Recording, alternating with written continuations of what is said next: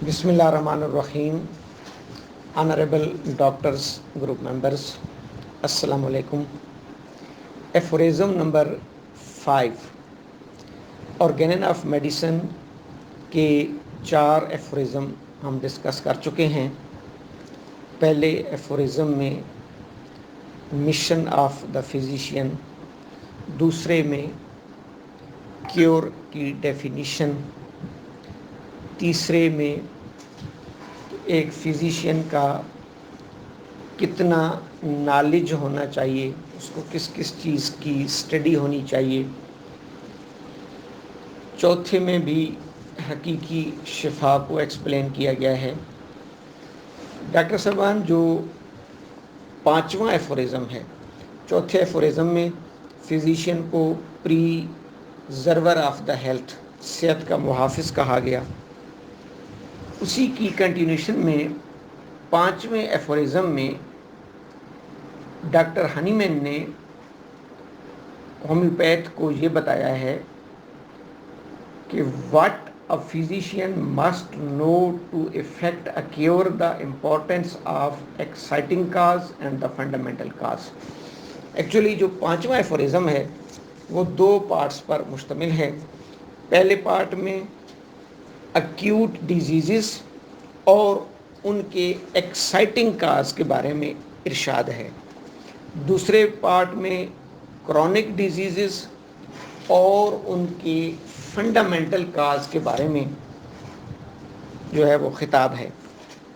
इस एफोरिज़म को अगर हम लफ्ज़ ब लफ्ज़ पढ़ें तो 5वां एफोरिज़म ये कहता है, useful to the physician in assisting him to cure are the particulars of the most probable exciting cause of the acute disease।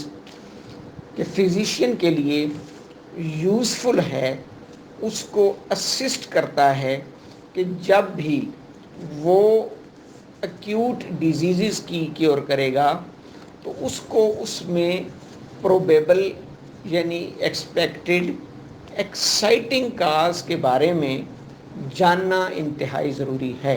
Useful to the physician in assisting him to cure are the particulars of the most probable exciting cause of the acute disease.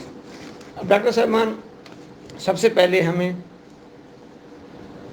Acute और chronic disease के बारे में थोड़ा सा idea होना चाहिए। Acute disease और chronic disease में एक क्राइटेरिया होता है जिसको ODP कहा जाता है। ऑनसेट, O से ऑनसेट, D से ड्यूरेशन और P से प्रोग्रेस। ODP को अगर हम ज़हन में रखें, एक्यूट डिजीज़ में हमेशा ऑनसेट सडन होता है, अचानक बीमारी अचानक से हमलावर होती है, जबकि क्रॉनिक में ऑनसेट इंसिजुअस होता है, यानी स्लोली उसमें प्रोग्रेसिवली बीमारी आती है।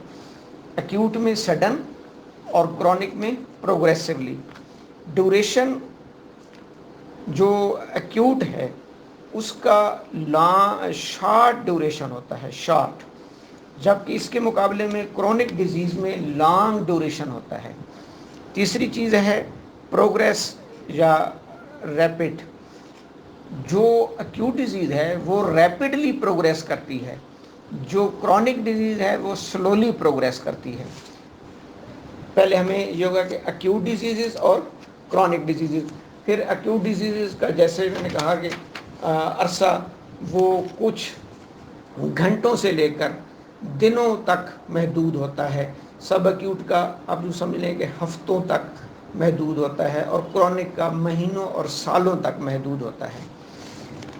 अब हनीमैन ये कह रहे हैं 5वें एफोरिज़म में कि किसी भी फिजिशियन के लिए ये यूज़फुल है और वो असिस्ट करेगा क्योर में मोस्ट प्रोबेबल एक्साइटिंग काज। तो उसको एक्यूट डिजीज़ के एक्साइटिंग काज के बारे में इंफॉर्मेशन होनी चाहिए। अब एक्साइटिंग काजेज़ क्या होते हैं? मसलन कोई शख्स continuous exposure to heat, continuous exposure to strong cold, शदीद सर्दी, शदीद गर्मी, कोई bad smell, presence of foreign bodies, improper hygienic condition, poor sanitation, ill ventilated house, improper diet, lack of exercise, ये सारे तकरीबन एक्साइटिंग काज में आते हैं। एक्यूट डिजीज़ में जब हम इन एक्साइटिंग काजेज़ को भी मिनिमाइज़ करते हैं, दूर करते हैं और मेडिसिन देते हैं, तो मरीज़ में जल्द अज जल्द शिफा का अमल जो है वो आता है। इसलिए एक्यूट डिजीज़ में डॉक्टर हानिमैन ने ये कहा है कि एक्साइटिंग काज के बारे में पता होना या जानना, जिसको एटियोलॉजी कहते हैं। जैसे पैथोलॉजी में मुख्तलिफ काजेज़ होते हैं जिनको हम एक्सोजीनस, एंडोजीनस यानी बैरूनी असबाब, अंदरूनी असबाब और इसी तरीके से है ना कंट्रीब्यूटरी काजेज़। एक्साइटिंग काजेज़ वो होते हैं जो थोड़े टाइम के लिए, कुछ टाइम के लिए बीमारी को काज करने में अपना किरदार अदा कर रहे होते हैं। मसलन कोई शख्स ये नहीं कहेगा कि मैं 10 साल से मैं सर्दी में, मुझे सर्दी लगी है, या 10 साल से मैं गर्मी में फिर रहा हूँ। मसलन आज वो गर्मी में निकला, ज़्यादा गर्मी थी, टेम्परेचर हाई था, उसको सन स्ट्रोक हो सकता है, उसको डायरिया हो सकता है, उसको पर्सपिरेशन हो सकती है। तो आप उसको उस काज से भी दूर करेंगे और मेडिसिन भी देंगे तो वो ठीक हो जाएगा। अब अगला जो पार्ट है उसमें हानिमैन ने ये कहा है कि the most significant points in the whole history of the chronic disease, लेकिन क्रोनिक डिजीज़ में जो सबसे ज़्यादा सिग्निफिकेंट पॉइंट है वो ये है to enable him to discover the its fundamental काज।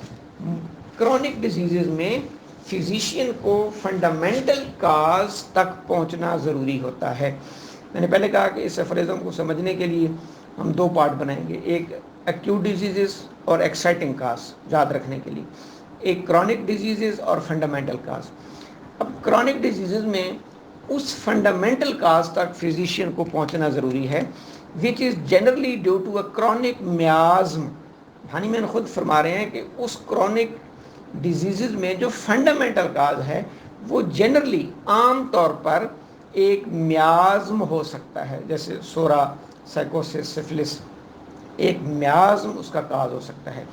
लेकिन सिर्फ एक मियाज़्म को जिम्मेदार करार देकर ये भी हानिमैन ने कहा कि नहीं, सिर्फ मियाज़्म को भी नहीं, आगे आप चलेंगे तो इन दीज इन्वेस्टिगेशंस, फिर उसकी फर्दर इन्वेस्टिगेशन में the ascertainable physical constitution of the patient, case taking में, उसकी हिस्ट्री लेने में आप इन तमाम पैरामीटर्स को इन डिटेल स्टडी करेंगे।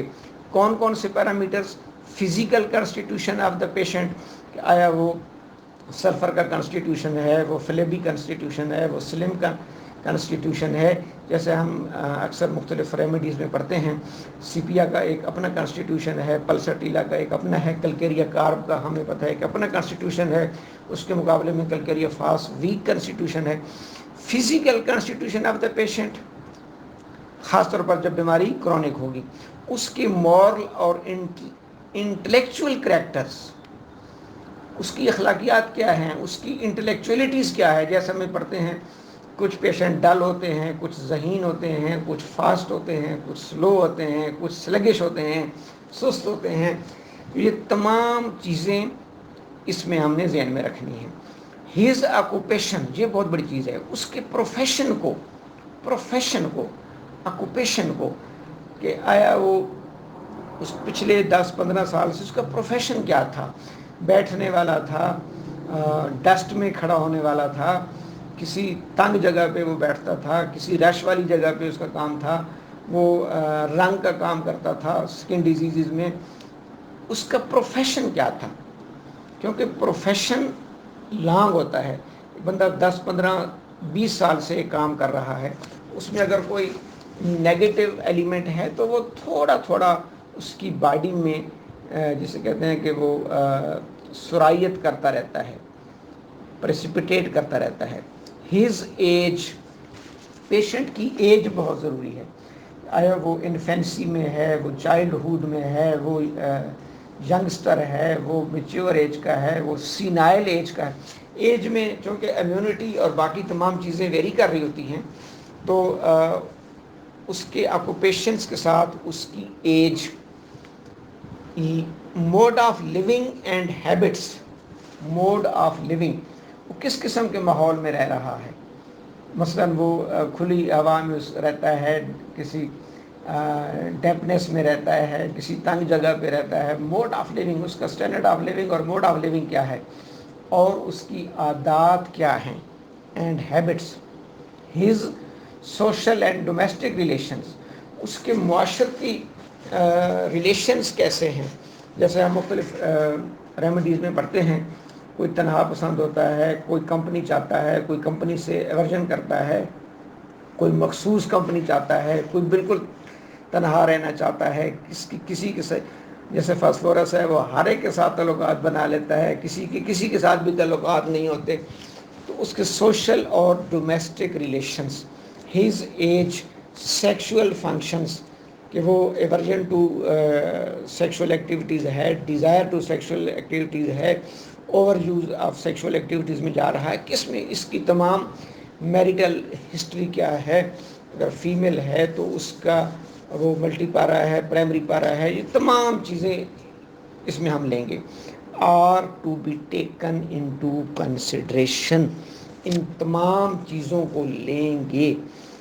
اب اس ایفورزم میں ہنیمن نے پہلے تو ہمیں انہوں نے کیور کے بارے میں بتایا کہ کیور کیسی ہونی چاہیے، پرماننٹ، جینٹل اور فاسٹ. پھر انہوں نے ہمیں بتایا کہ آپ پریزرور آف ہیلتھ ثابت ہو سکتے ہیں اگر آپ کو ان تمام اسباب کے بارے میں اور ان اسباب کو کیسے ریموو کرنا ہے. اب ہنیمن نے مزید اس کو فردر ایکسپلین کیا ہے کہ آپ کو ڈیزیزز کی سٹیج کے بارے میں پتہ ہونا چاہیے. اس سے فوریزم میں ایکیوٹ ہے یا کرونک ہے.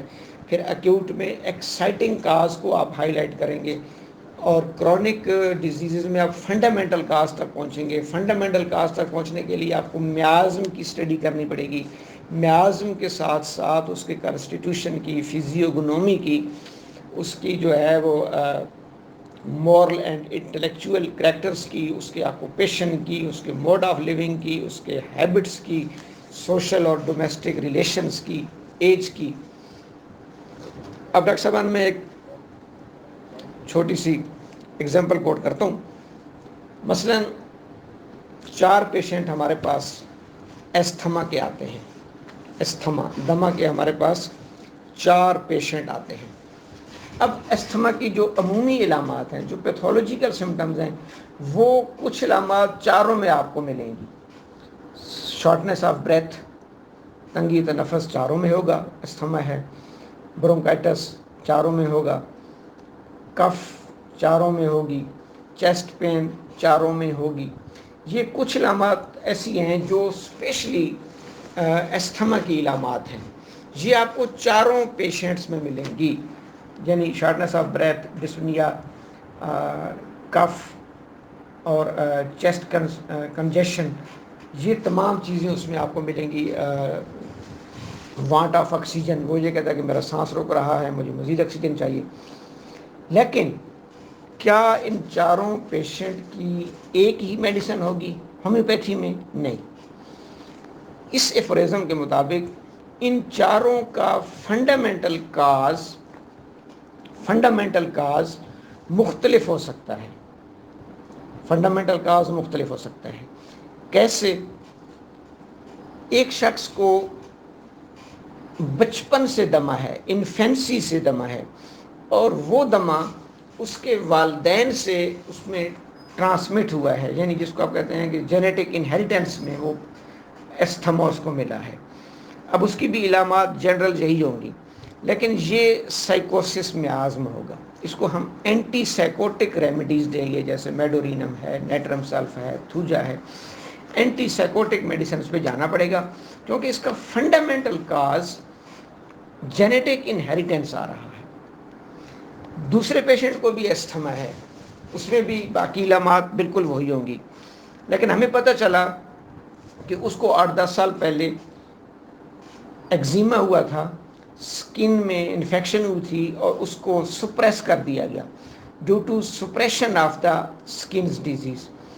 اب یہ سورا میازم ہے، اس کو اینٹی سورک ریمیڈیز دینی پڑیں گی، سلفر ہے، سورائنم ہے، اینٹی سورک ریمیڈیز پہ جانا پڑے گا اس استھما کو ٹھیک کرنے کے لیے۔ تیسرے پیشنٹ کو بھی استھما تھا، اس کو الرجیز ہوتی تھی مختلف ڈسٹ سے، پولن سے، پھر وہ کبھی اینٹی الرجی میڈیسن لے لیتا تھا، کبھی اینٹی بایوٹکس میڈیسن لے لیتا تھا، اور اس سے وہ اس کی جو بیماری تھی وہ سپریس ہو جاتی تھی، اس کو ٹھنڈ سے، ڈسٹ سے، ڈرٹ سے الرجی ہوتی رہی تھی۔ یہ سفلس میں عازم ہے، ہائپر سینسٹیوٹی جسے ہم کہتے ہیں، ہائپر سینسٹیوٹی۔ اب یہ سفلس میں عازم ہے، اس کا فنڈامنٹل کاز جو ہے وہ سفلس میں آئے گا، اس کو ہم اینٹی سفلیٹک میڈیسنز دیں گے، جیسے ہماری مرکسال ہے، سفلینم ہے۔ اب جیسے میں نے کہا تینوں استھما کے پیشنٹ، تینوں کی پیتھولوجیکل سمٹمز، استھما کی سمٹمز کامن ہوں گی، لیکن ہومیوپیتھک انڈیویجول اس میازم کے مطابق فنڈامنٹل کاز پہ جائے گا۔ کرونک ڈیزیز ہے استھما، فنڈامنٹل کاز میں پہلے پیشنٹ کا فنڈامنٹل کاز جو ہے وہ جینیٹک انہیریٹنس اور سورا میازم ہے۔ دوسرے پیشنٹ کا فنڈامنٹل کاز سپریشن آف سکن ڈیزیزز ہے، سورا میازم۔ تیسرے پیشنٹ کا فنڈامنٹل کاز جو ہے وہ اینٹی بایوٹکس اور اینٹی الرجک ڈرگس کی وجہ سے سپریشن ہوا ہے، سفلس میازم۔ چوتھے استھما کے پیشنٹ کا پتہ چلا وہ مائنز میں کام کرتا تھا، کوئلے کی مائنز میں، یہ جو کوئلہ ہوتا ہے جہاں پر ڈسٹ ہوتی ہے، کوئلے کی مائنز میں۔ اب اس کو ہم کہتے ہیں آکوپیشنل ڈیزیز۔ تین میازم ہو گئے، چوتھی آکوپیشنل، یہ میں نے اس میں لکھا ہے نا اپنے ایفورزم میں، ہیز دا آکوپیشن۔ اس میں ٹوٹل استھما کے پیچھے 10 سال کا، 15 سال کا، 5 سال کا، 8 سال کا پروفیشن ہے، اور وہ پروفیشن کون سا ہے کہ وہ ایک کوئلے کی کان میں، کوئلے کی مائنز میں کام کرتا تھا، وہ ڈسٹ انہیل کرتا رہا، اور وہ اس کے اندر اس نے استھما کو ٹریگر کیا۔ تو یہ اس کی آکوپیشنل ڈیزیز ہے۔ یوں آج کے میازم میں تھوڑا سا ہمیں ایکیوٹ ڈیزیزز اور ایکسائٹنگ کاز، کرونک ڈیزیزز اور فنڈامنٹل کاز کے بارے میں ڈاکٹر ہنیمن نے بتایا۔ تھینک یو، والسلام۔